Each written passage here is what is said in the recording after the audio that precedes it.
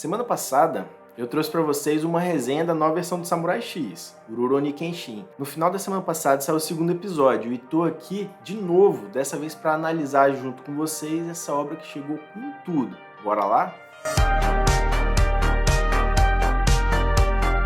Você, Geek, tudo massa? Se liga aí porque o Xande tá na área e hoje a gente vai falar sobre o segundo episódio do remake de Samurai X. Se você ainda não viu a análise sobre o primeiro episódio, é só clicar no card que tá aparecendo pra vocês aqui agora. Depois volta pra esse vídeo aqui pra gente acompanhar essa continuação que rolou aí. Logo de cara eu vou dizer uma coisa, o episódio manteve a qualidade do anterior, galera. Muita gente tava com medo que o capricho fosse só pra atrair os espectadores, o famoso bait, mas a qualidade continua alta. Tranquilo? É claro que ainda é cedo e a gente tem que ficar de olho para ver se isso vai se manter, mas sigo bem satisfeito até aqui, galera. Para quem já assistiu, aproveita e me conta aí o que vocês acharam. Esse episódio também segue muito fiel ao mangá e apresenta pra gente um personagem muito importante, Yahiko. Se você é um fã das antigas, sabe que a relação entre ele e Kenshin é extraordinária. Mas eu gostei muito da forma como ele foi introduzido para quem ainda não conhece a história. Galera, chega de conversa, vamos conferir como foi esse episódio aí. Bora lá?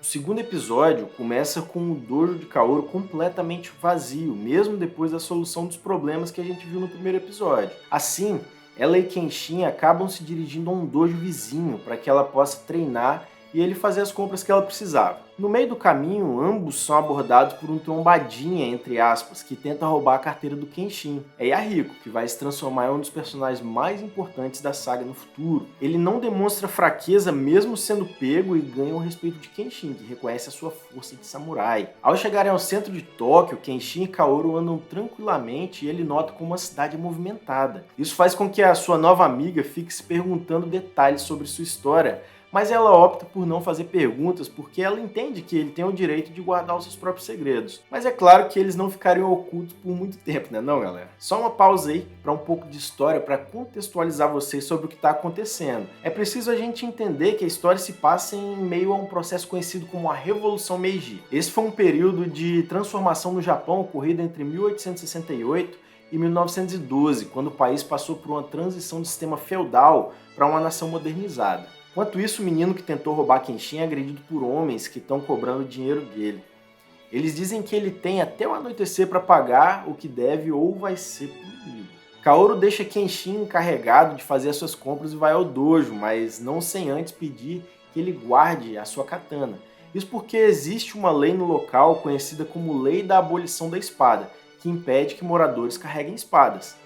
Os únicos que podem fazer isso são os membros do Esquadrão Portador da Espada. Galera, mais um pouco de história aí. Essa lei realmente existiu. A Lei da Abolição da Espada foi um decreto emitido pelo governo japonês durante a Revolução Meiji, em 1876. Ela proibia o uso e porte de espada pelos cidadãos comuns do Japão, restringindo o direito de portar armas samurais e reafirmando o poder centralizado do governo.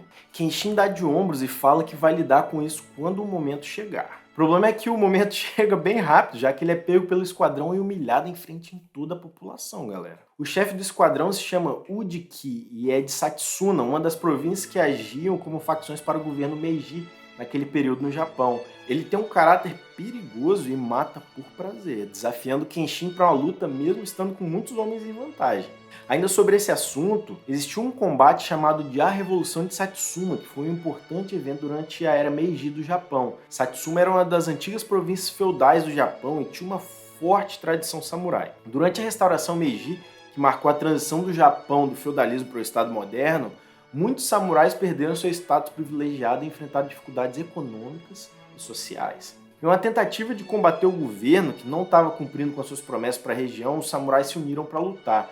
No entanto, foram reprimidos e isso acabou fazendo com que a era Meiji ficasse ainda mais forte. Ao ser contrariado pela população que se coloca a favor de Kenshin, Udiki ordena que seja aplicada a lei de resistência ao governo e que todos os presentes sejam presos. Assim, Kenshin não vê outra opção a não ser lutar, derrotando todos os soldados.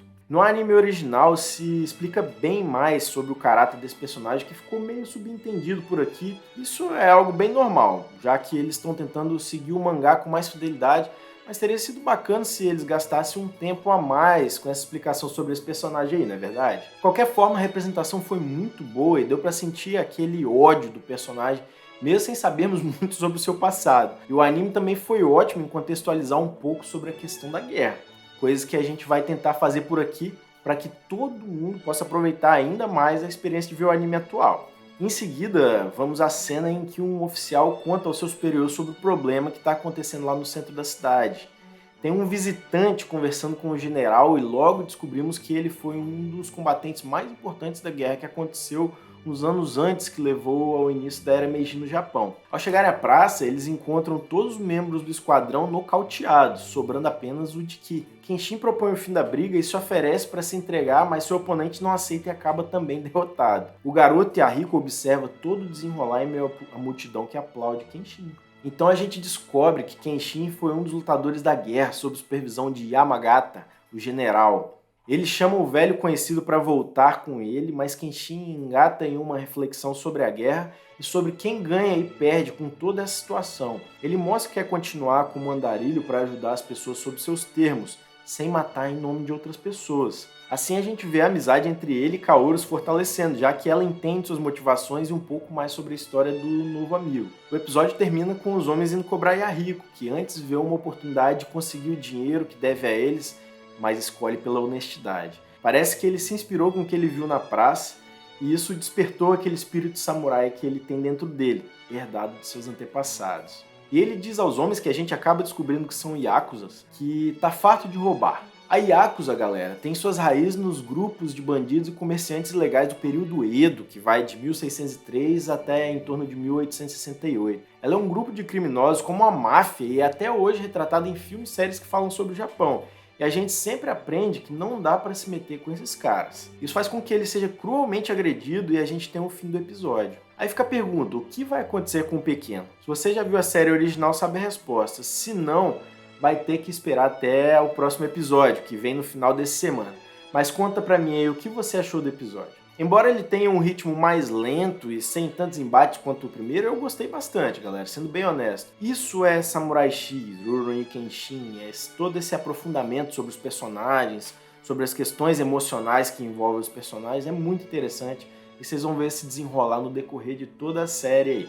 Foi um episódio fundamental para apresentar personagens importantes e mostrar pra gente mais sobre as personalidades de Kenshin e Kaoru, dando andamento para a história. E semana que vem tem mais. A gente vai comentar tudo sobre o episódio 3 de Samurai X, então vocês fiquem ligados aqui no canal, beleza? Como sempre, meu muito obrigado por ficarem até aqui e me contem o que acharam desse novo episódio. Quais são os seus elogios e críticas, o que vocês esperam para o futuro. Ainda faltam 22 episódios nessa temporada, então tem muita coisa para rolar e vocês vão ver tudo por aqui até o final. Aproveita para deixar o seu like e se inscrever no canal para continuar acompanhando Samurai X aqui comigo. Show de bola? E tem outra novidade, estou criando um canal de games com gameplays, novidades sobre esse universo. Então me acompanhe por lá também, pra gente jogar uns games juntos, para vocês assistirem umas gameplays e ficarem ligados por muitas novidades que estão rolando todo dia sobre o mundo dos games. Deixo um forte abraço para todos vocês que ficaram até aqui comigo e até o próximo vídeo, pessoal.